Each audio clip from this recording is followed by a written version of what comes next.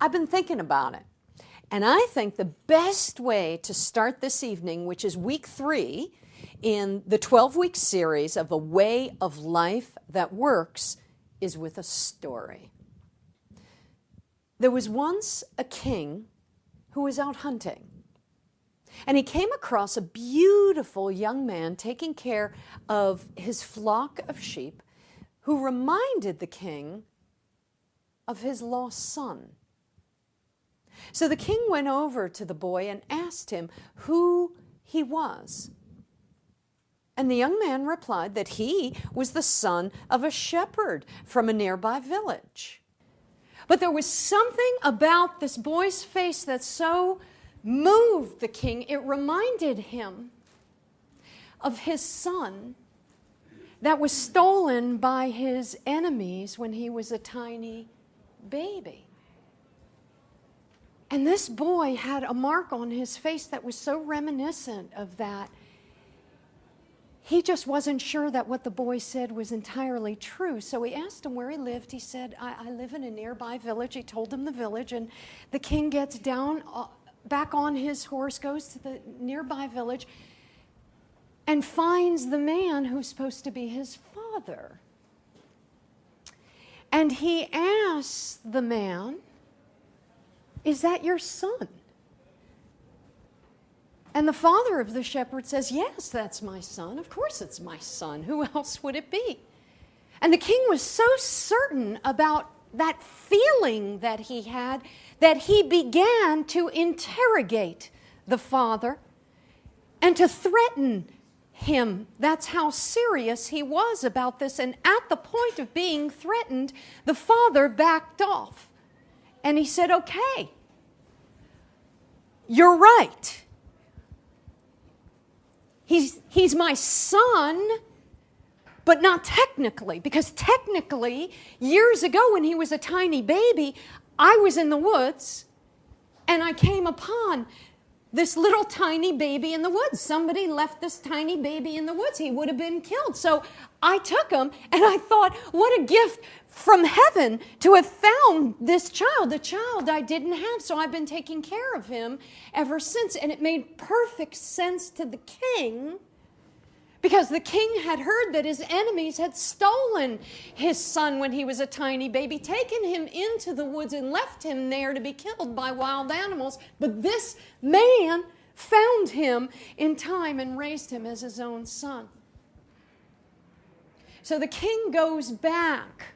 I want to read you this line. The king goes back to the young boy who's a shepherd and tells him the truth about who he is.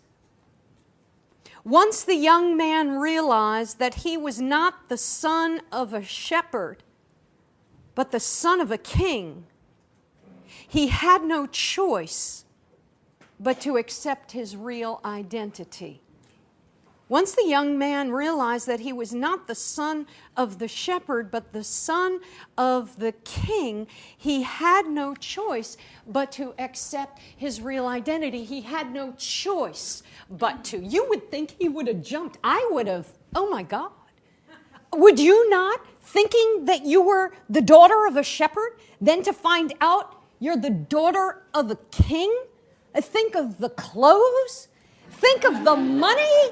Think of the stuff you can finally have that you couldn't have. I mean, as a shepherd, I'm sure you get, 1 or 2 nice clothing items to wear yearly at Easter time.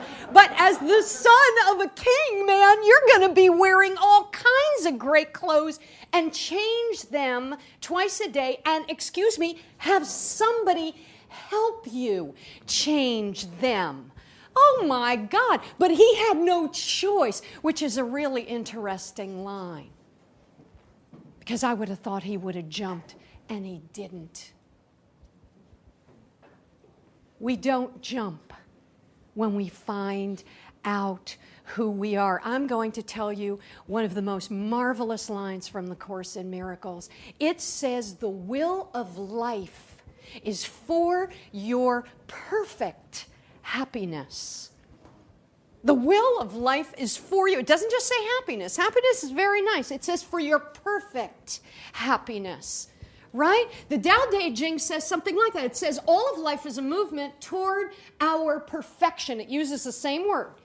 The Greek root of the word, though, perfection, not towards you being like some perfect people-pleasing person so everybody likes you, but of course inside you kind of hate yourself because you don't know who you are because you're trying to be something for everybody else. Not that perfect. The kind of perfect that's whole, the kind of perfect in the Greek root of the word that means whole and complete. And whole and complete, man, when we're whole and complete, we are in our happiness. And the Course in Miracles is saying life is a movement towards your perfection, towards your wholeness, towards being what you're meant to be, towards being the son of a king.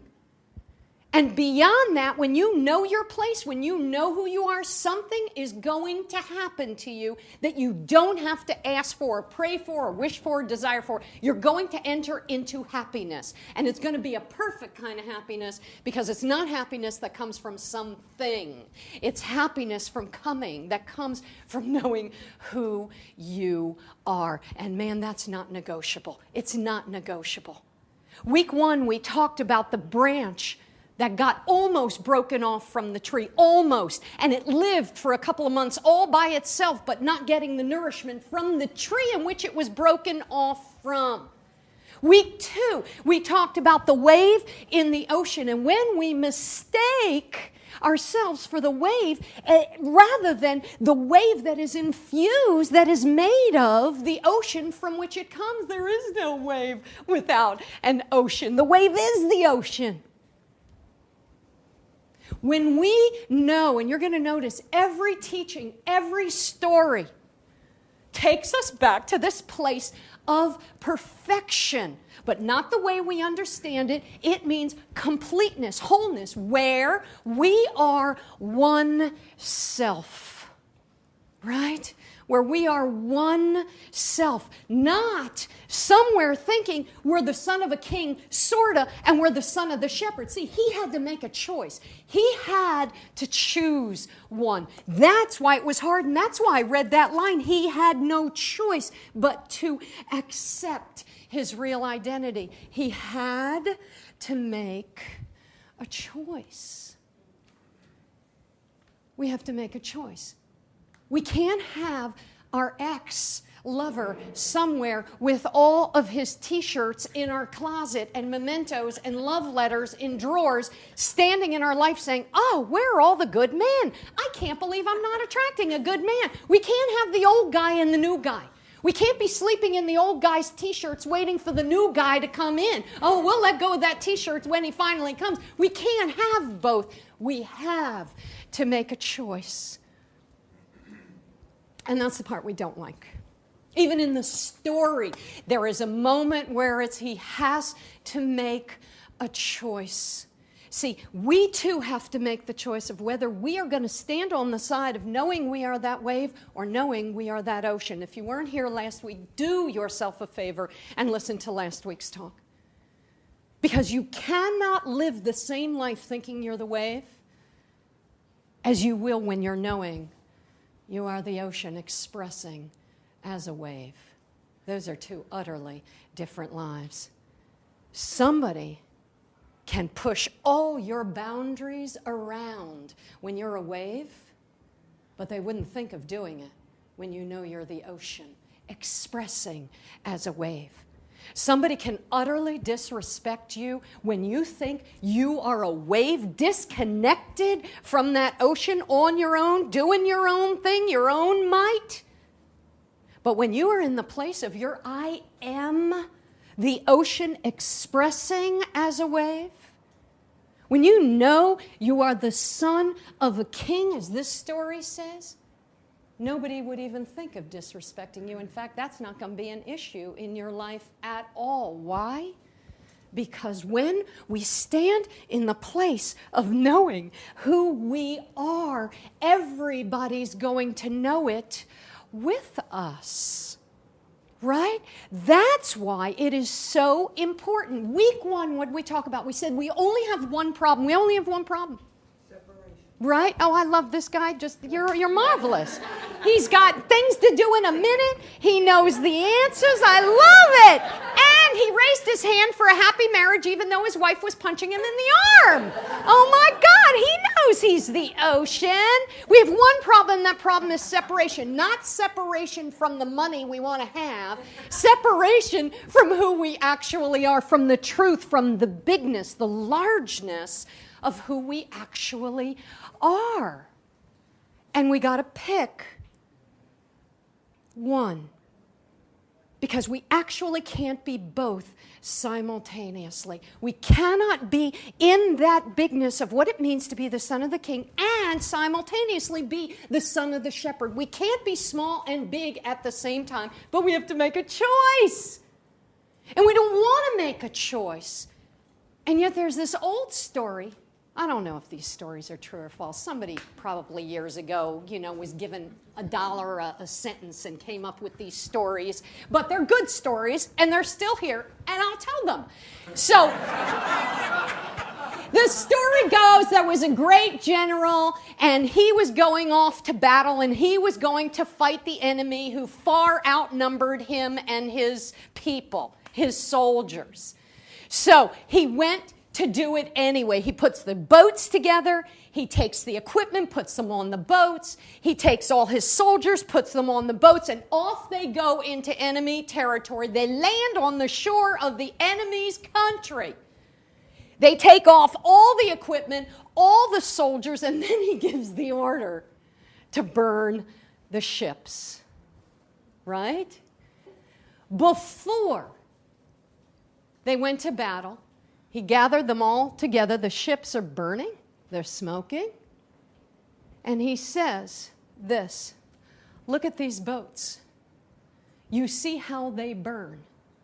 By the time they are done, there will be nothing left of them. And we have no way to return home. So here is the deal, he said. We either win or we perish. And indeed, they won.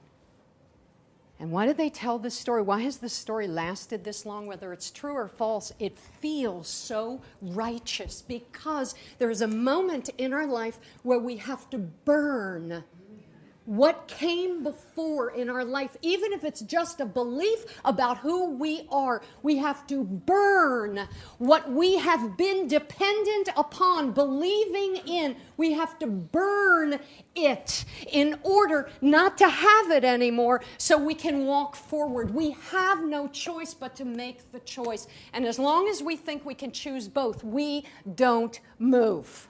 We don't move. We either win or we perish, he said, because if we lose, we're dead men. And what we don't understand, see, we see it in a plant all the time. You look at a plant, you don't water it, you don't take care of it, you kind of half-heartedly take. So you put it in a window, but you live a busy life, and we're all New Yorkers, and we're all fabulously and important and everything. So who has time to take care of a plant? So it's kind of on its own. Many people's plants are just there on their own. And you come back later and you discover, well, I haven't given it Miracle Grow, I haven't watered it, didn't give it much sunlight, didn't do much, and you know what? The thing is brown, and it's kind of dying. And we understand why. When it comes to us, the same thing happens, and we have no idea why we are withering, why we're dying inside, why we've lost the juice of life, why we have lost the will to live, why we've entered into a depression and feel like one foot in front of the other feels almost uphill and impossible to make the older we get. The sweetness of life is long gone, and we don't put the two together that we only have one problem, and that problem only have one problem, and that problem is separation. Oh my gosh, it is singly the most important revelation to understand. Why? Because perfect happiness cannot come to us unless we know that we are one self, and we have to pick which self that is. That's a choice we have to make. That's our first step towards perfect happiness. We think first step towards perfect happiness, tighter ass, right? First step towards happiness, not being bald anymore. First step towards six-pack abs. First step towards happiness, the job that I wanted. Somebody publish my book. Open that restaurant. It be a success. We have 100 ideas for our first steps to perfect happiness. But if the word perfect wasn't in there, we'd be having a different conversation. Truly, perfect happiness is the perfect shade of Chanel red lipstick in my book. I mean, to find the perfect red is an art form, and it has taken the majority of my life. The problem is have you noticed the moment you find your color? Yes, they discontinue that. What the hell is that? You go back and you say, here is $500. I want 18 tubes so that I'll have it, until Social Security comes around. And they're like, oh, we discontinued that. We have a nice shade of gray taupe for you. We think if it were just happiness, it would be a thing and we'd be right. But perfect happiness requires something else. Perfect means whole. It means complete. It means we have got to be in a place of wholeness, of completeness. The Tao talks about it all the time. Hold fast, it says, to the power of one. Everything changes when we understand we have got to be oneself. Because that one problem, our only problem, the problem that is foundational underneath everything else we think is our problem, begins there. That we haven't picked the one we want to be. We haven't decided if we're the son of a shepherd or the son of the king. We haven't decided if we're going to be just the wave or if we are a wave in an ocean that carries us and we let it and we ask it to and we call out for help from it. What's the point of being a son of a king if you can't use the powers of the king to enlarge your territory? See, we have to make that choice. There was a gentleman that I worked with years ago. And when he was a young boy, his mother took him out of school one afternoon and said, you have to come with me, we have to go see something, which was very odd, very unusual, because she was always very much about his being studious.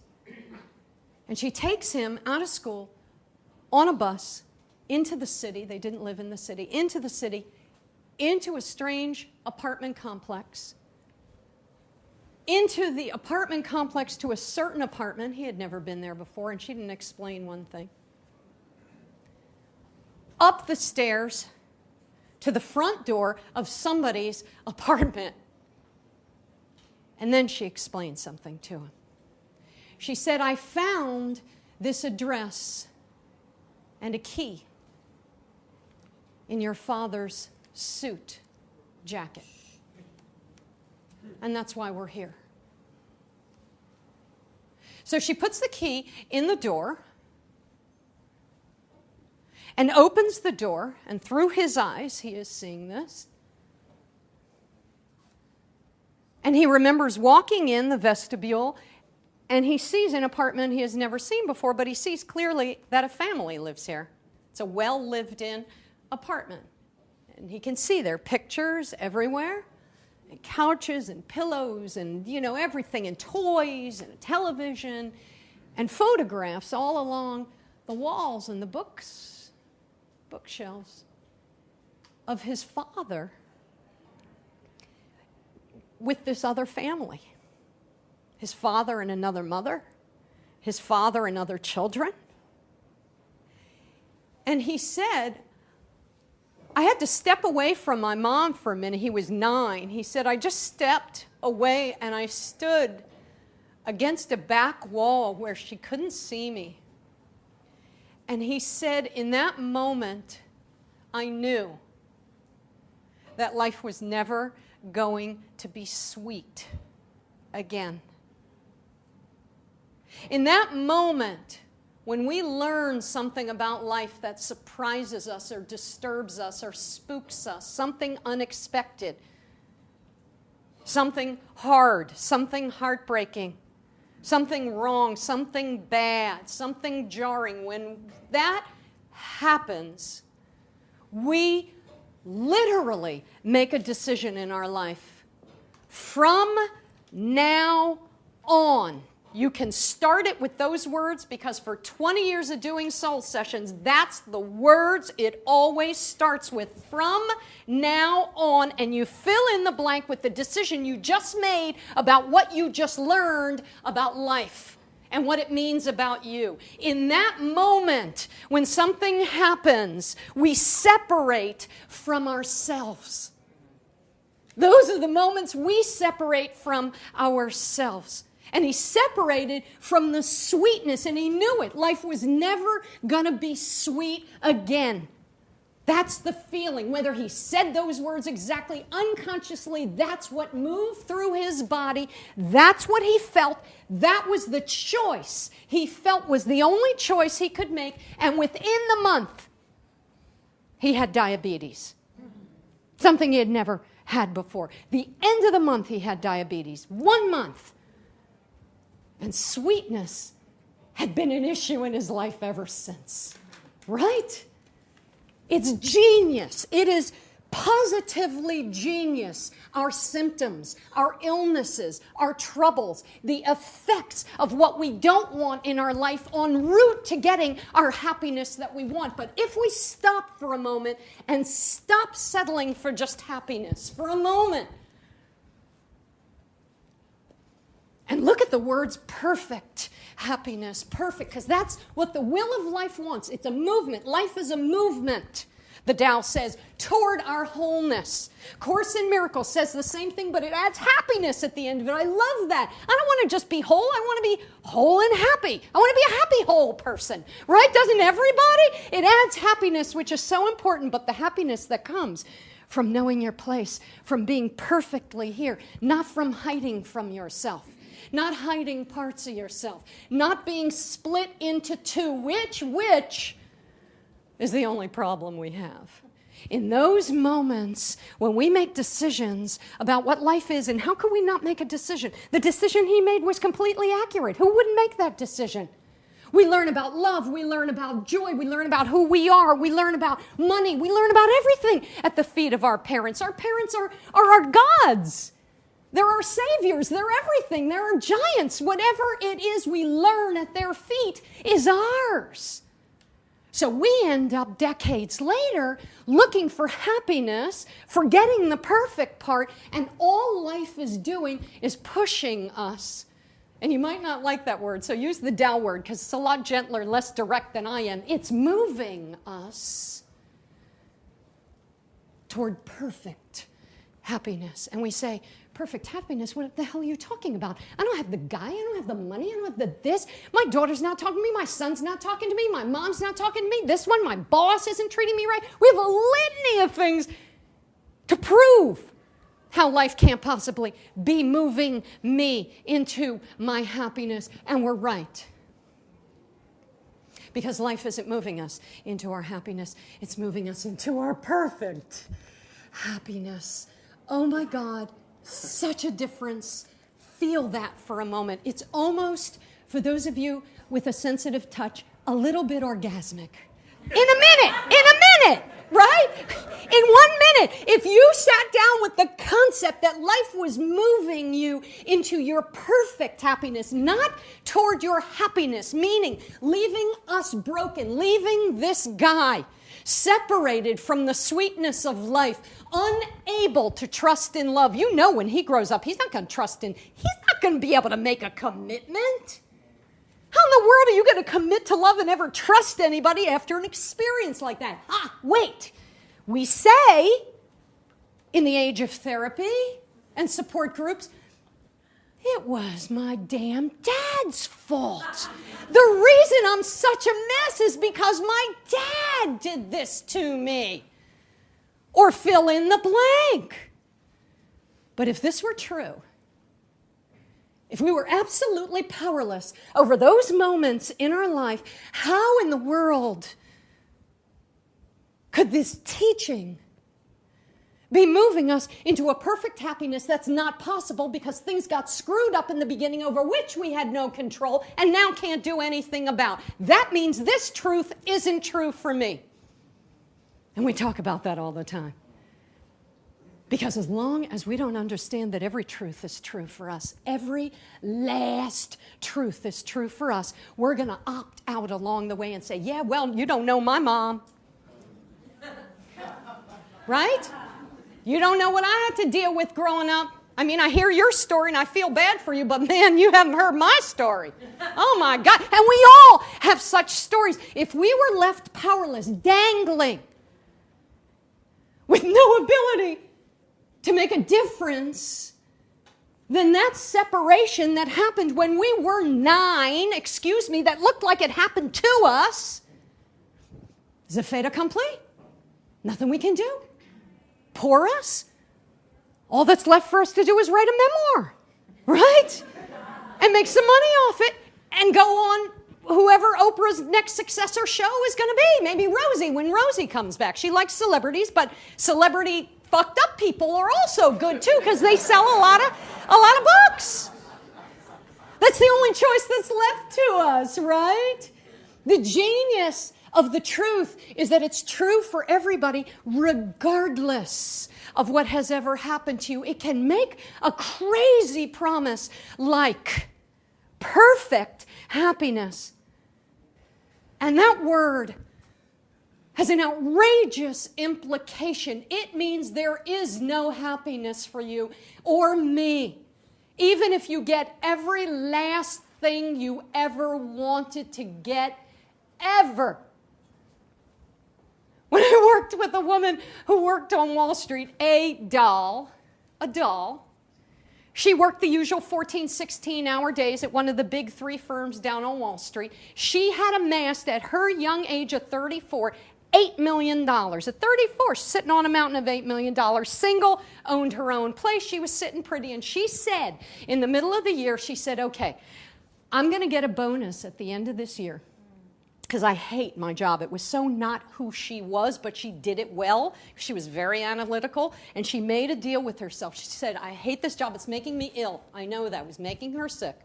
And she knew that. She said, at the end of the year, when I get my end of the year bonus, I'm going to get 2 point whatever it was, million. Then I'm going to have the 10, and you know what? That's my number. That's my number. When I get the 10, that's my number. So she worked the rest of the year. She got her number. She was sitting on 10 point whatever million dollars. I saw her the week after that came through. And she said, you know, if I go one more year, right? Right? And we think this is a story about her. Oh, man, what a loser. This is our story. The king's son, that's our story. This truth is our truth. Perfect happiness is what is promised us. And every story, every fairy tale, every myth, they're all about the same thing. You got to choose who you're going to be, and nobody can do it for you. And you say, look at this poor guy, and the truth says, yeah, look at this poor guy. Now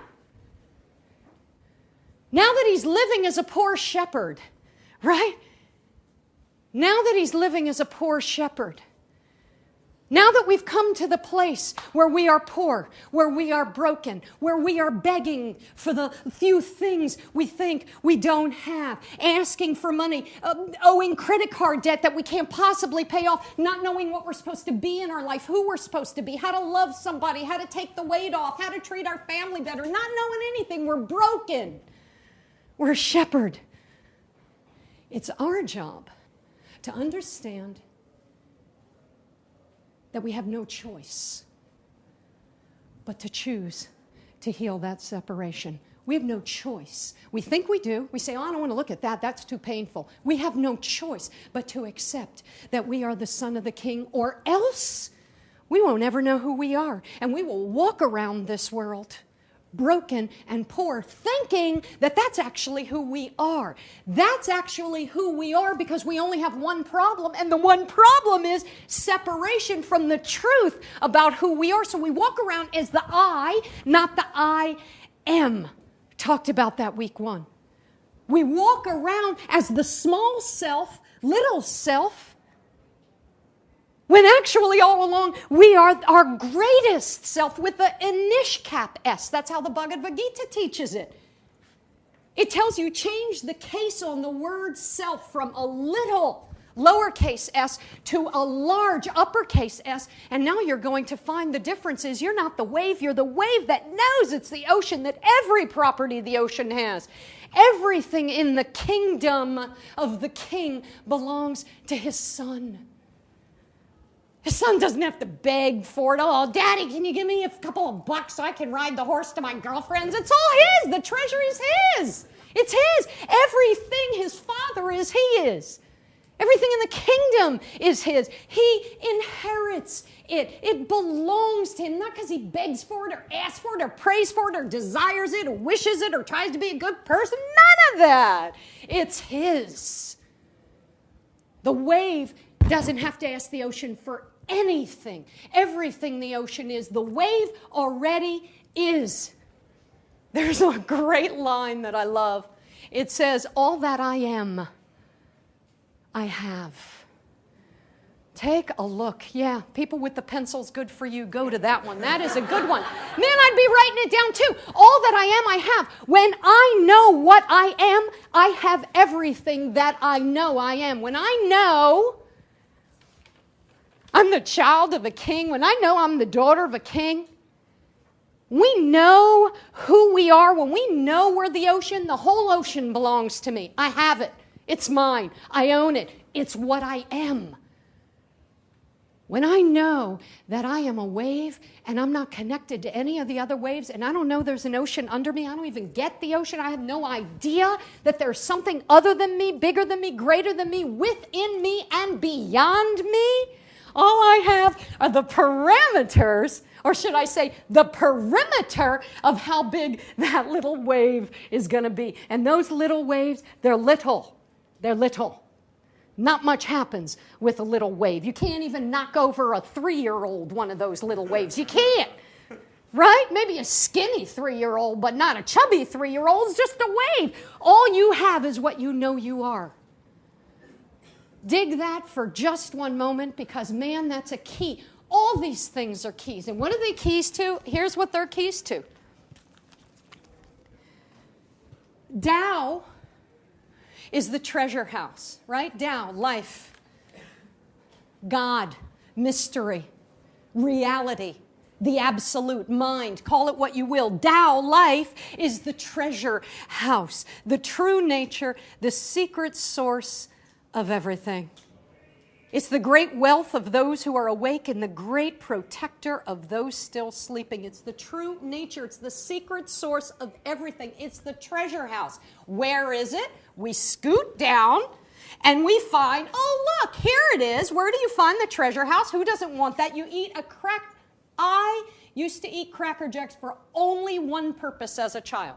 Because that treasure in that box was mine. And when you don't have any money at all to be able to have a treasure that's yours, you will eat like the shittiest candy in the world to get there. Even if all your teeth rot out, you don't care. You're getting that damn ring, right? So where's the treasure house? Where do we look for the treasure house? It says when the emperor is crowned or the 3 ministers installed, they receive a gift of jade and horses.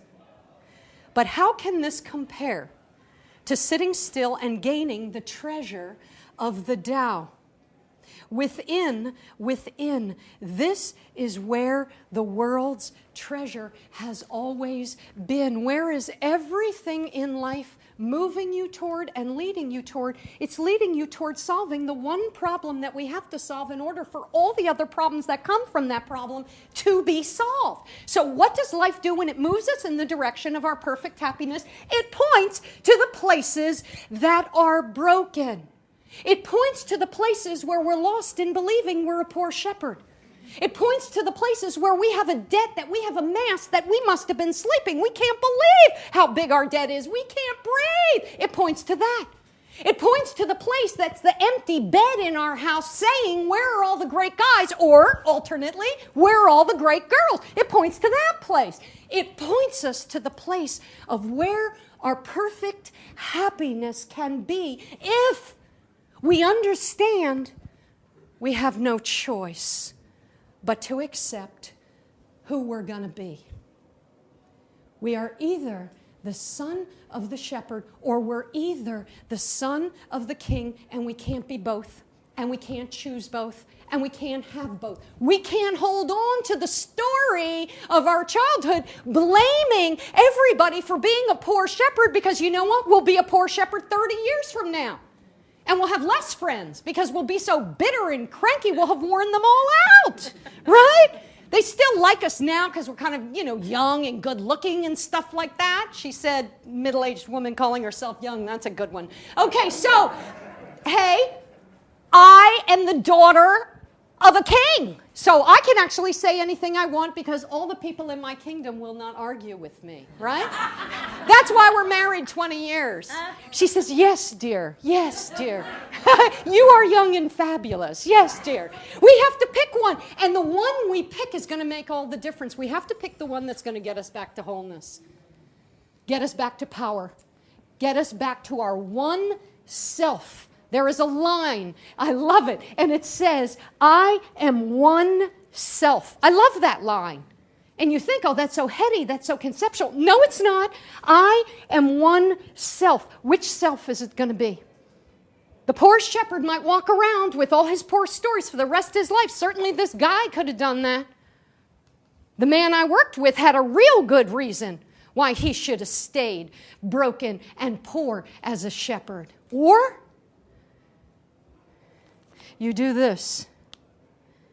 Once the young man realized that he was not the son of a shepherd, but the son of a king, he had no choice but to accept his real identity. Something's got to be burned. We have got to burn something. In the book, The Prayer Chest, that we spoke about week 1, he goes up to the attic, Joseph Hutchinson, and he burns the contents of everything he's inherited by his parents and his parents' parents and his parents' parents. Why?